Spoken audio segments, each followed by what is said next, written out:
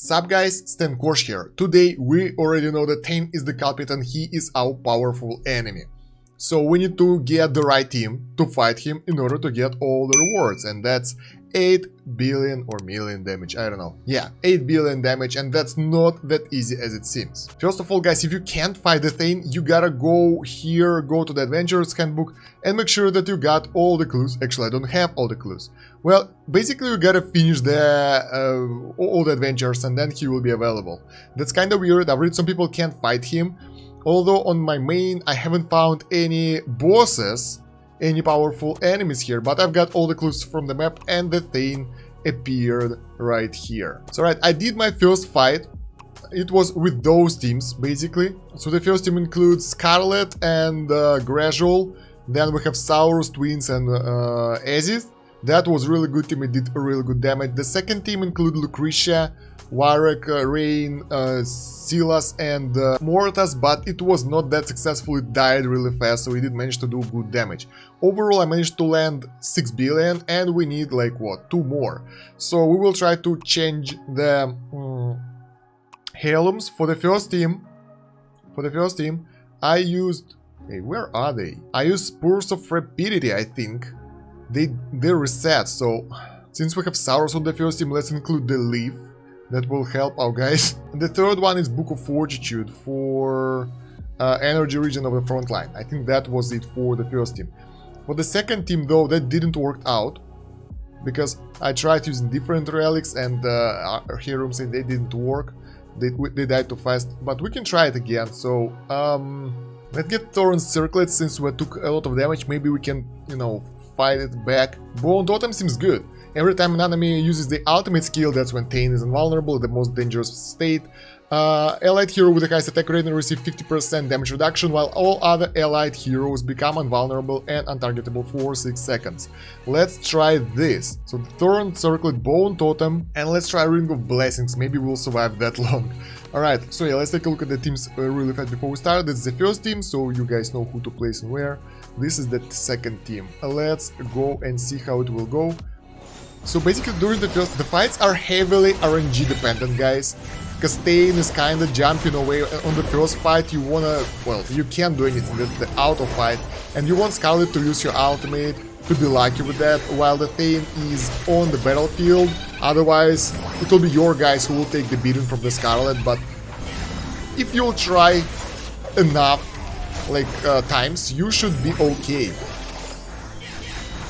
Alright, Aziz is still alive. This is something like Ice Chimera fight where Aziz prevents Thane from using that ultimate. There we go, he's jumping around again.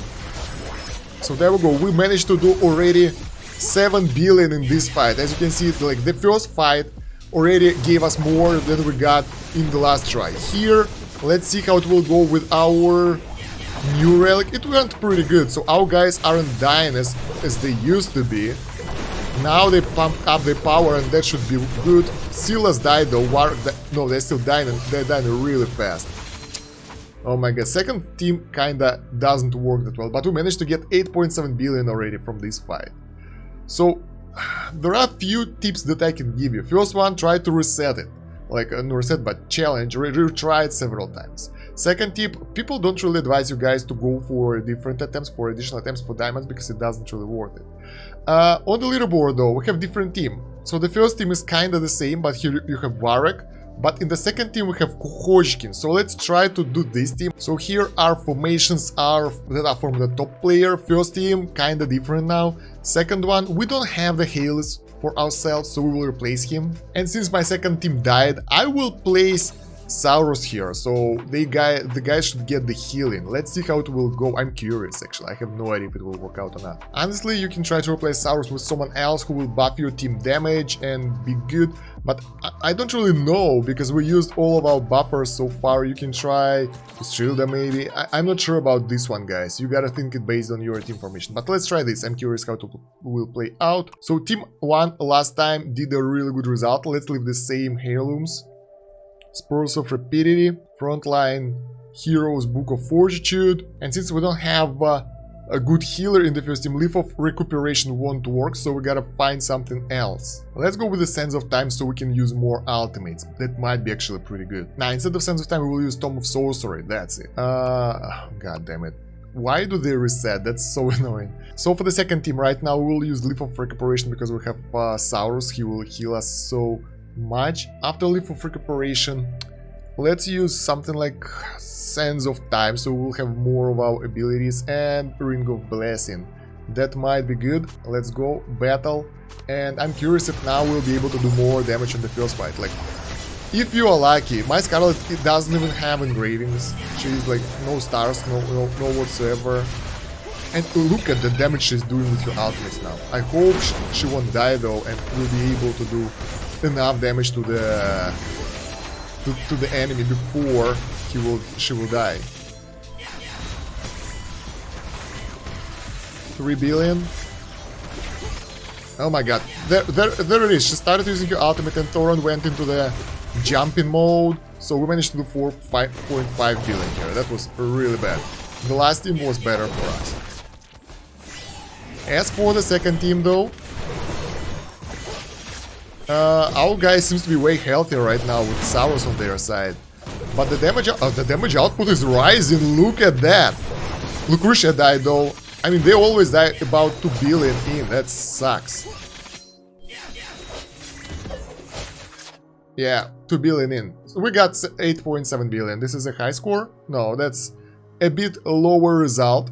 But you can do several tries with the recent team. That was 6.4 billion. Okay, I'm an idiot. So yeah, probably without Heirlooms, you'd better stick to the team that we used here. So the team 1 and the team 2. And experiment with the different Heirlooms, or do several retries with the Heirlooms I showed you in the first fight. Because with the retries, you saw the first fight can vary differently. You might be able to do insane damage with here. If you don't have that lady, that will be the problem for you, because usually we replace her with the Lucretia on other servers, on other bosses, and now you don't have another damage dealer. So Saurus might be a good option, but he won't do enough, as you can see here, in terms of the damage. So if you don't have Scarlet, I don't really know what to advise you here. That's really hard, guys. Other than that, don't forget to collect the rewards. They're pretty nice. We got 600 diamonds for not getting anything. That mistake on the Culprit actually hurts me a little bit. That's sad. But yeah, guys, at least we got Thane. We fought him. Sad that we have to fight him. Sad that we had to fight him. Oh, we have the backstory here. Before the dance began, I argued with Prince Lester. I wanted that Rain family appeal, but Lester denied it to me. Following the death of the dearest friend Baden Rain, the appeal had never again been donned. As more Rain family men passed away, either in battle or of advancing age, the family numbers dwindled and the appeal came to remain with the royal court simply because there was no longer an heir to claim it. However, there is now an heir apparent and the appeal should be duty returned to its rightful owner. Thus, I took this opportunity to visit the hometown of Kulin City, which I had long been absent from, using the dance as my justification, hoping that I would be able to restore the appeal to the Rain family. We argued for a while, and despite his refusal, much to my surprise, he came to change his mind and granted me permission to take the appeal. However, it was under the condition I do for him one thing: steal it before the dance began. It had to be stolen before the dance began, and he would not make it easy for me. I didn't really understand, but he told me it's an opportunity. He divulged that he was looking for an excuse to investigate the instability within the Kulin city, that the theft of the appeal was a perfect cover, a fine opportunity to be rid of these unstable elements, as he called them, to test the weak links in the city's defenses. If I could indeed take the appeal from within the city's walls, then it proved the city's defenses needed further reinforcement. Oh my god, I think he was played. I don't know. I had no desire to steal anything, but I was more than willing to esquest, I don't know that word, to the prince's wishes in order to get Rain family appeal back where it belonged. So, the day of the dance, I patrolled the manor, checking for gaps in the security. It wasn't long before I noticed a figure skulking in the shadows. I recognized him in short order: Kren, a wanted mauler.